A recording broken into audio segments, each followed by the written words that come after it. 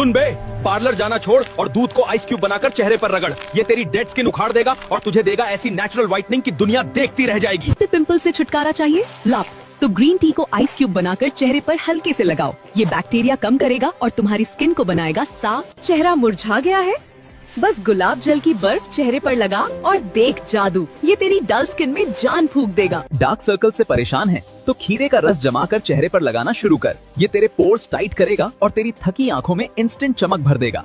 अगर आपको science based skin care पसंद है और अपनी बॉडी को अंदर से समझना चाहते हैं तो अभी फॉलो करें